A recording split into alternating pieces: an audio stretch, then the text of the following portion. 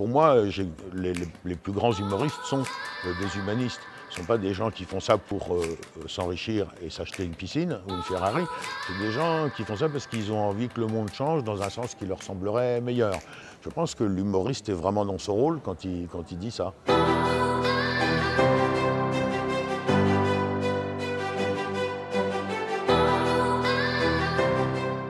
François Rollin, bonjour. Bonjour. Vous avez arrêté de vous produire seul depuis maintenant 2 ans et demi. Il y avait dans cela une déception de ce que devenait l'humour, surtout un produit de commercialisation plutôt que... En réalité, si on s'embarque dans ces considérations-là, ça va être long et ça peut être éventuellement un peu polémique. Et puis, je vais me passer pour quelqu'un qui râle et qui n'est pas content de la situation. Le plus simple à vous dire, c'est que j'ai arrêté parce que ça n'était pas rentable. Parce qu'il n'y a pas de place, économiquement parlant, pour le travail que je fais. Voilà. En tout cas, pas une place qui permette de gagner sa vie, tout simplement. Voilà, comme ça, c'est très simple. Ça veut dire que j'en veux à personne et à tout le monde en même temps. C'est-à-dire j'en veux, non, j'en veux pas, mais je constate. Vraiment, je fais un constat de commerçant. Le commerçant, quand il constate que les pantalons rouges ne se vendent pas, ben, il arrête la production. Il arrête d'essayer d'en vendre. Puis voilà, alors on dit, est-ce que vous regrettez que les choses ne soient pas différentes? Oui, puisque mon idée c'était d'en faire une activité rentable économiquement.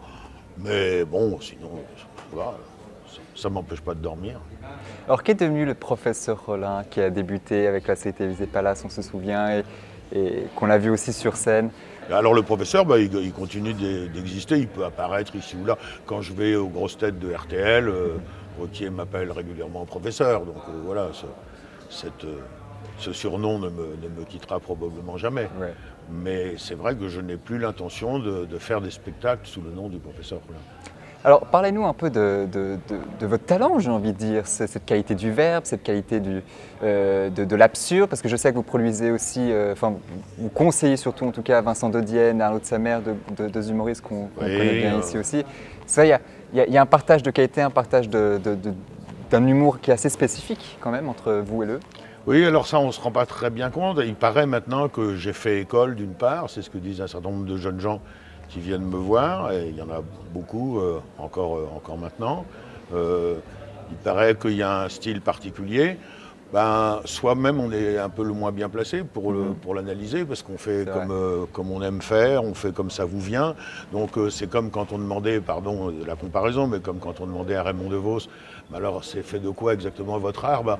Il ne savait pas trop bien répondre. C'est pour ça d'ailleurs, lui, en général, il refaisait un de ses sketchs pour lui éviter d'avoir à analyser son propre savoir-faire. Ouais. Donc moi, c'est vrai, j'ai toujours parlé comme ça, j'ai cet état d'esprit. Il paraît que ça plaît à des gens, puis il y a des gens qui ont envie de faire un peu pareil, ouais, très bien, quoi. Je sais notamment la critique de la bien-pensance, vous qualifiez ça encore il y a quelques années de fléau de notre société. Oui. Ça, c'est la question de l'engagement de l'artiste.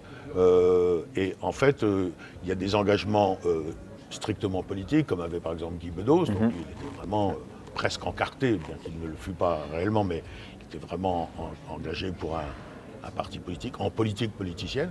Et puis, il y a surtout des engagements philosophiques, des engagements humanistes. Je pense, voilà comment on est amené dans des spectacles à intervenir, à parler sur des sujets qui ne relèvent pas tous de l'imaginaire, de la fantaisie pure, mais aussi de dire un peu notre monde, comment il va.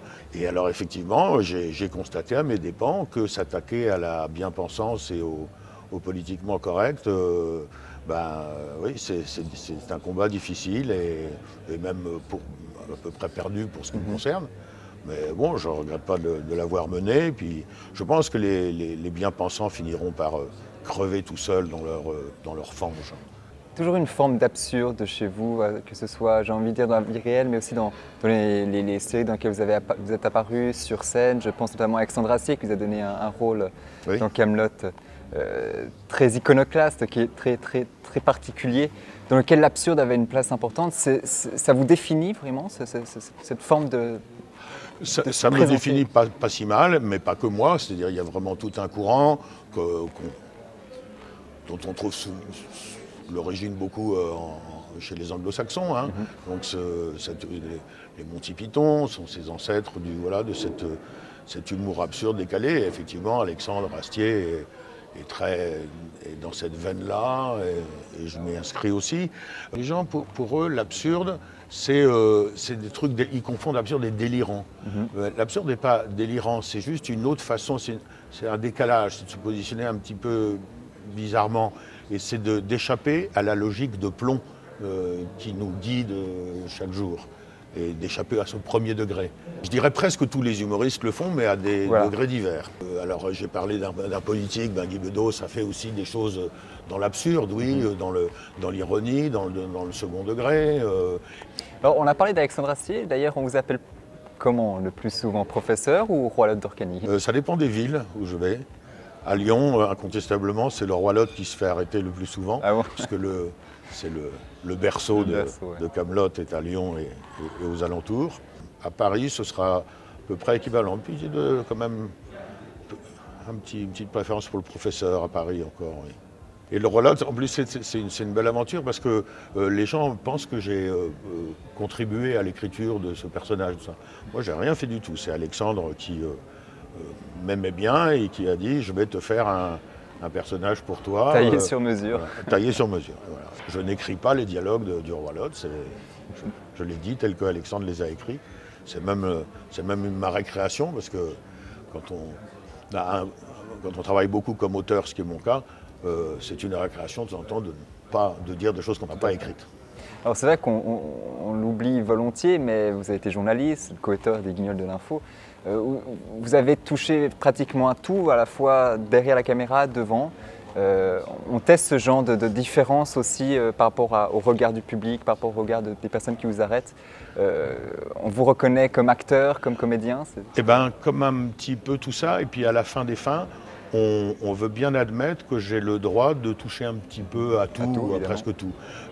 Là encore, c'est difficile d'échapper aux catégories. C'est sûr que si on veut faire un parcours commercialement le plus rentable, il faut choisir sa niche, il faut choisir son créneau, son positionnement. Il faut dire je fais ça, puis rien d'autre, parce que sinon on dit ça brouille l'image. Moi, je pense qu'il faut avancer dans la vie avec une image brouillée.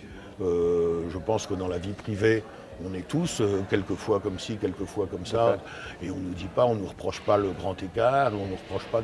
Voilà. Donc tous les gens ont à la fois un métier, puis 3 passions, et puis une nouvelle passion après-demain. Donc moi, je trouve plutôt logique de faire à la fois toutes ces choses. Mon terrain de prédilection, c'est l'humour. Et que ce soit à la radio, à la télé, au cinéma, dans les bouquins, sur scène, c'est la même chose. Donc, et c'est bien agréable de ne pas être enfermé dans une logistique tous les jours la même. Moi, je ne voudrais pas faire une émission de radio quotidienne pendant 18 ans. J'ai l'impression que j'aurai l'impression d'avoir raté ma vie. Vous montez sur scène peut-être le cœur un peu plus léger qu'avant? Oui, c'est-à-dire que déjà avant je m'en fichais un petit peu, et comme maintenant je m'en fiche complètement, oui en effet c'est plus léger. Oui, c'est plus léger. Mais je pense que, comment dirais-je, c'est un avantage et une qualité de pouvoir lâcher un peu la maîtrise et et que finalement le public il aime bien aussi que je sois un peu dilettante, un peu farfelu, un peu perché.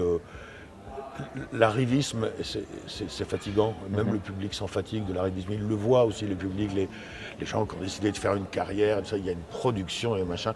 Il y a 3 attachés de presse, il y a une stratégie de communication, il y a un truc avec un échange. Et puis, ça ne ressemble pas trop à la vie, ça ressemble à du business. C'est vrai. Et moi, maintenant, voilà, j'ai plus l'âge de faire du business. Déjà, j'en faisais pas avant, encore moins maintenant. Et je sens bien que le public a du goût aussi pour cette attitude de promeneur plutôt que de fonceur et de conquérant. Surtout à Montreux. Oui. Surtout à Montreux. Merci beaucoup François Rollin et bonne chance pour la suite. Oui.